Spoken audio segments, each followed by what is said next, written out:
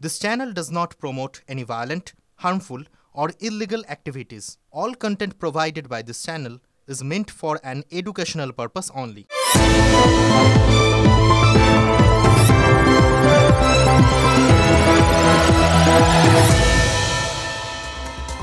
কারাগারই প্রকৃতপক্ষে বিপ্লবী তৈরি করে। কারাগারের অন্ধকার গায়ে লাগলেই একজন প্রকৃত বিপ্লবী হয়ে উঠতে পারেন। কে বলেছিলেন জানেন?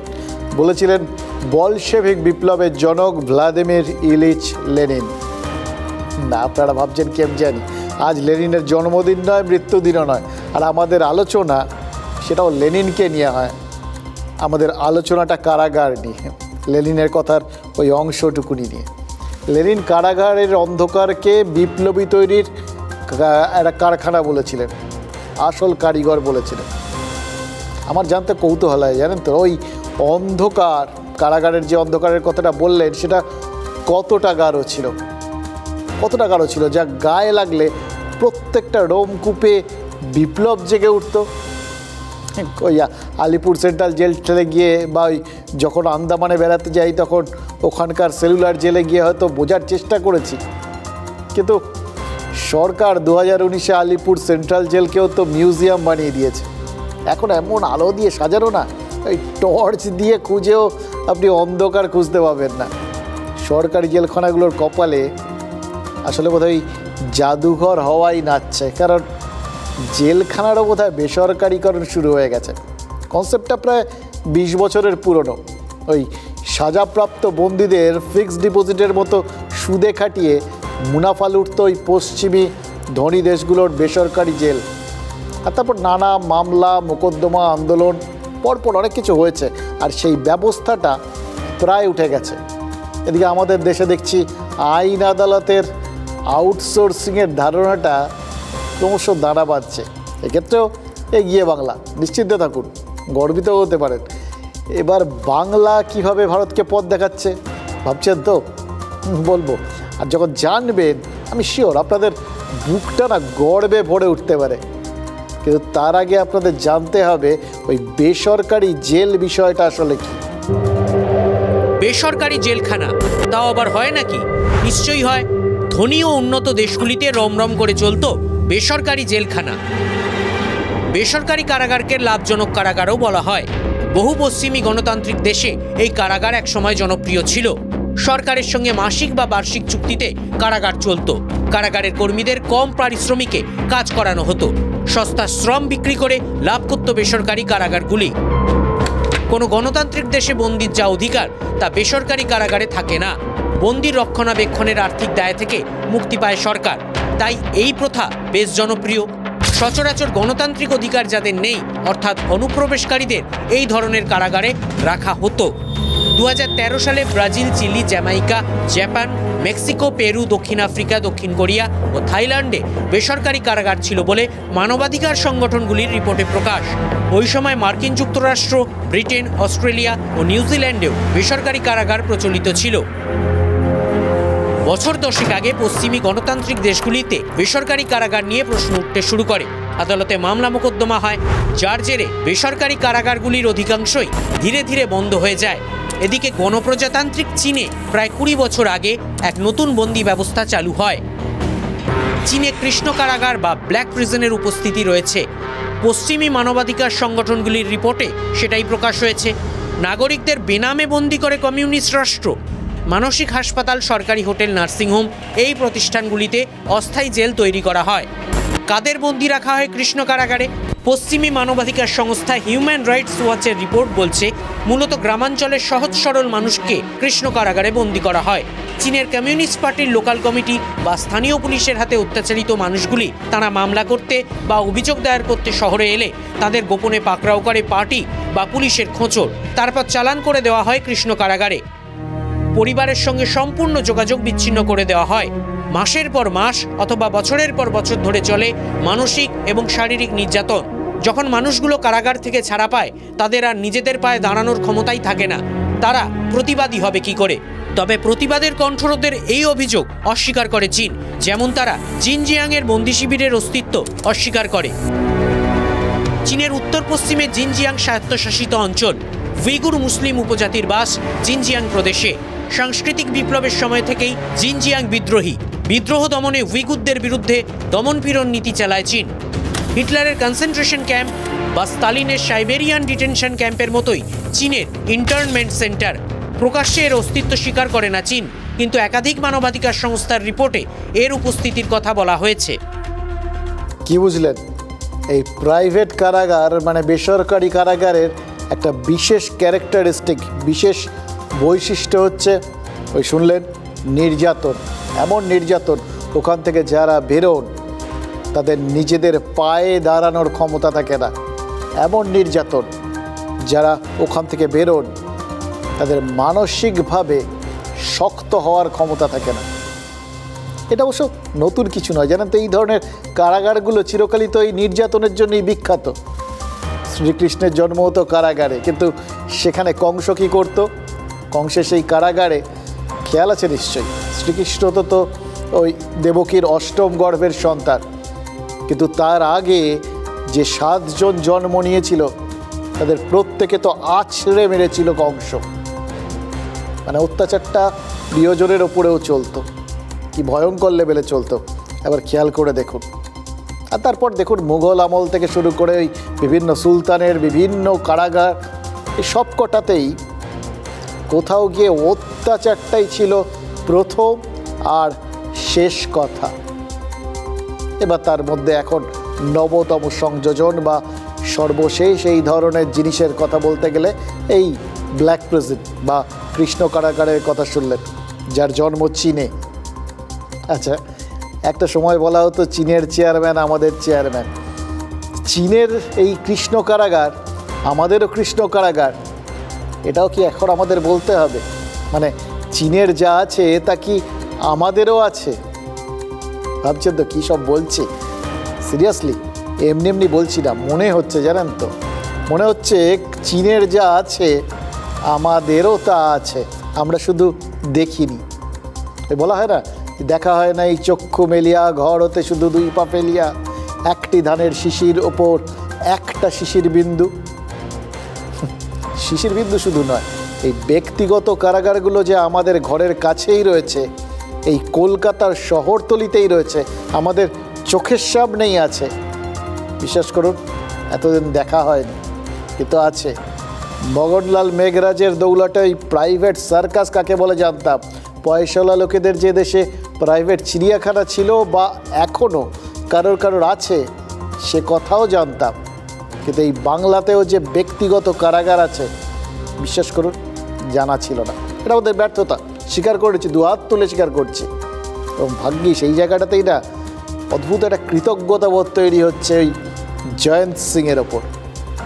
জয়ন্ত সিং, যাকে লোকজন আদর করে জায়েন্ট সিং বলে, সেই জয়ন্ত সিং যে আরিয়াদহের ওই কলেজ ছাত্র আর তার মাকে মারধর করে নিজেই এখন কারাগারে।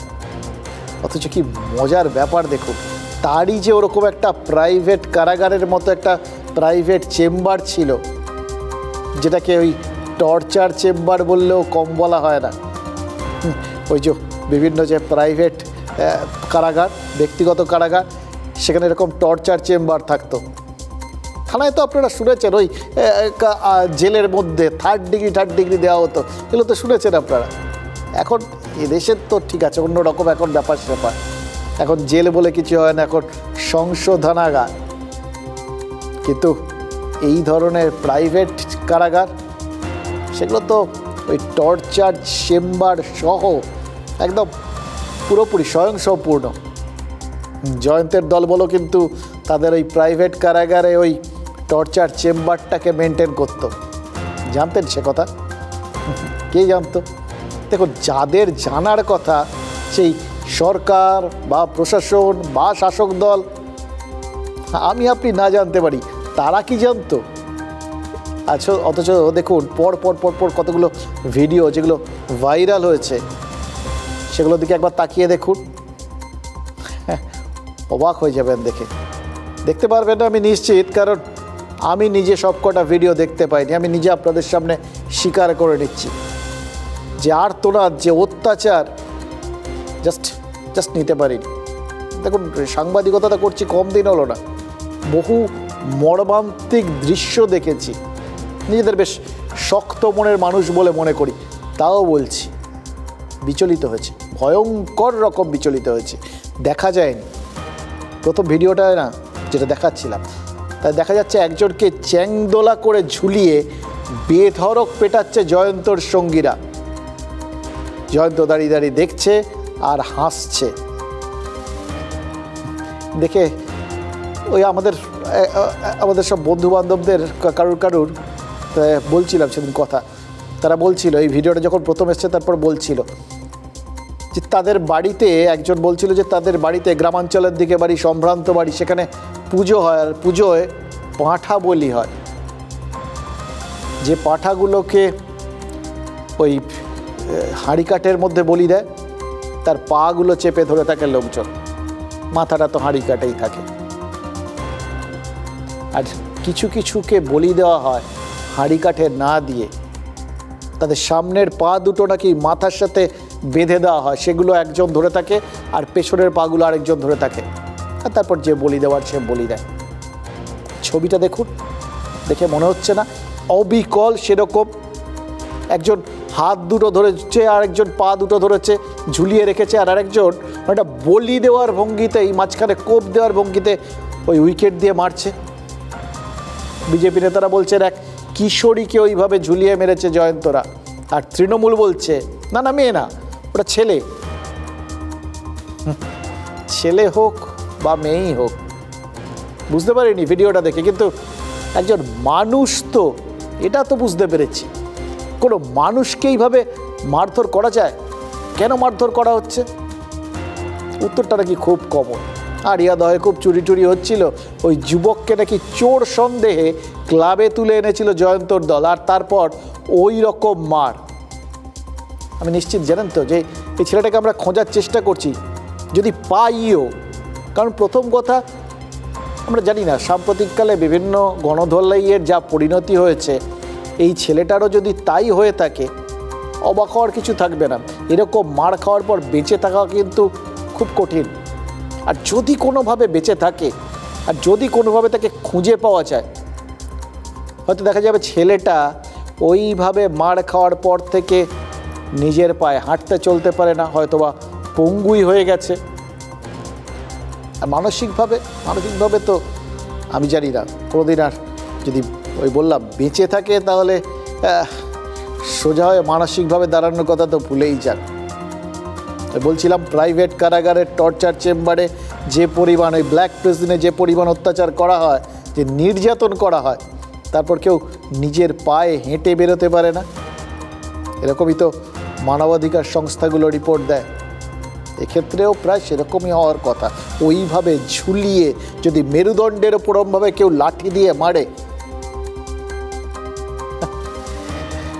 অদ্ভুত অত্যাচার কোন লেভেলে পৌঁছতে পারে। কিছু মানুষই তো, মানুষ কি না, মানুষ না, মানুষ অফকোর্স না, এরা মানুষ হতেই পারে না, বিশ্বাস করুন। দেখতে পারিনি ওইখানে অত্যাচারের ওই যা আওয়াজ বেরোচ্ছিল, যা কান্নাকাটি করছিল, এটাও তো ছোটোখাটো ব্যাপার, এটাও ধরে নিচ্ছি ছোটোখাটো ব্যাপার আর কি। একটা প্রাপ্তবয়স্ক মানুষকে এটা করা হচ্ছিল। এর পরের ভিডিওটা, যে শিশুকে ওই তালতলা স্পোর্টিংয়ের ঘরে তুলে এনে তার যৌনাঙ্গে সাঁড়াশি চেপে ধরেছিল জয়ন্ত সাগরেদরা। ভাবতে পারেন নরাধাম কত দূর হতে পারে? আমি জানি আপনাদের এইটা দেখার পর থেকে, এটা শোনার পর থেকে ভেতরে ভেতরে কি ইচ্ছে করছে। বিশেষ করুন আমারও করছি। এরকম অন্যরকম ভাবার কোনো জাস্ট কারণ নেই। বাচ্চাটা কি চিৎকার করছিল ভাবতে পারছিলেন? দেখতে পাইনি, শুনেছি এইভাবে অত্যাচার হয়েছে, এখনো তাকাচ্ছি না, তাকানো সম্ভব না। আচ্ছা, এই রকম অত্যাচারের পর সুস্থ থাকা কারোর পক্ষে সম্ভব? কি মনে হচ্ছে জানেন তো, জয়ন্তকে যে নামে ডাকতো আড়িয়াদহ, নামটা একদম সার্থক নাম আসে, একদম পারফেক্ট। জায়েন্ট না হলে, না মানে দৈত্য না হলে মানুষজনের ওপর এইরকম অত্যাচার করা যায় না, অসম্ভব। আচ্ছা, এ ব্যাপারে নিশ্চয়ই আপনারা নিঃসন্দেহ। এরা যে মানুষ নয় এটা নিয়ে আমি ডেফিনিট, আপনাদেরও কোনো সংশয় নেই। আর একটা কথা ভাবছেন তো, এই ছবিগুলো নিজেরা দেখতে পারিনি, আপনাদের দেখাচ্ছি কেন? দেখাচ্ছি এই জন্যে জানেন তো, যে দেখতে না পারুন আর চোখে অন্তত একটু দেখুন, আর দেখে ভাবুন কিছু কিছু লোকজন আমাদের চারপাশে এখন এরকম আছে যারা মানুষ সেজে থাকলেও আসলে মানুষ নয়। এদের সম্পর্কে সতর্ক থাকার দরকার আছে, অথবা একসঙ্গে আওয়াজ তোলার দরকার আছে। এই মনুষ্য সমাজ এদের জন্যে না, এদের বিরুদ্ধে ব্যবস্থা নেওয়া হোক, এদের বিরুদ্ধে শাস্তি দেওয়া হোক, এদের এমন শাস্তি যাতে এরা আবার মানুষ হয়। শুরুটা হয়েছিল মা ও ছেলেকে পেটানোর এই সিসি ক্যামেরার ফুটেজটা দিয়ে, কিন্তু জয়ন্ত ওরফে জায়ান্টের দাদাগিরির শুরুটা যে অনেকদিন ধরেই জোরালো হচ্ছে সেই অভিযোগ। কারনামা বা কীর্তি যে উপমাই দেওয়া হোক না কেন, কোনো শব্দই যেন জুৎসই নয়। দ্বিতীয় তালিবান, তৃণমূল তালিবান। এটা তালিবানি অত্যাচারের ভাইরাল ভিডিও, আর এটা আরিয়াদহে জয়ন্তর সাগরেদদের অত্যাচারের ভাইরাল ভিডিও। স্থান, কাল, পাত্রের তফাৎ থাকলেও হারহিম অত্যাচারের মিল খুঁজে পাচ্ছেন কেউ কেউ। ভিডিও সত্যতা যাচাই করেনি TV9 বাংলা, তবে ছবিটা বলে দিচ্ছে ঘটনাটা কতটা ভয়াবহ, কতটা নৃশংস। যাকে মারা হচ্ছে তার চিৎকারে স্পষ্ট নয় সে নারী নাকি পুরুষ। যদিও সাত সকালে এই ভাইরাল ভিডিও সামনে এনে বিজেপি রাজ্য সভাপতি তথা কেন্দ্রীয় প্রতিমন্ত্রী সুকান্ত মজুমদারের দাবি একটি মেয়েকে ওই ক্লাব ঘরে মারধর করা হয়েছিল।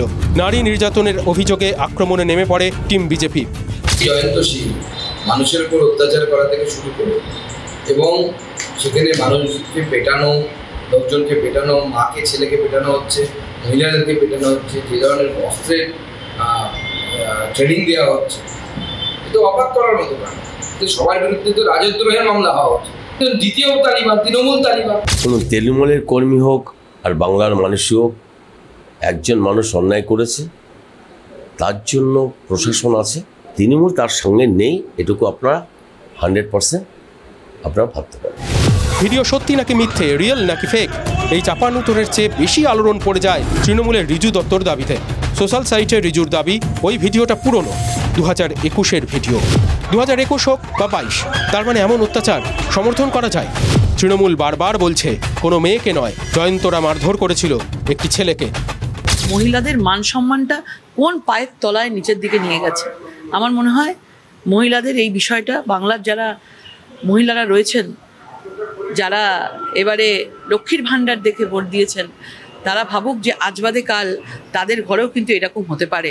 এই ধরনের ঘটনা ঘটায় 4-5 জন, আর বিড়ম্বনায় পড়তে হয় গোটা দলকে বা সরকারকে। কে বিচ্ছিন্ন কোথায় দাদাগিরি করছে, এদের দু একটার মেরে পিঠের চামড়া তুলে হাত ভেঙে দেওয়া উচিত, কোনোভাবে যেন এই দাদাগিরির সাহস কেউ না পায়। ভিডিও ভাইরাল হতেই বেলঘড়িয়া থানা শতপ্রণোদিত মামলা করেছে, 8 জন চিহ্নিত হয়েছে।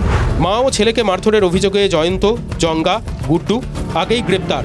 তবে সবটাই ওই আগের সিসি ক্যামেরার ফুটেজ সামনে আসার পর।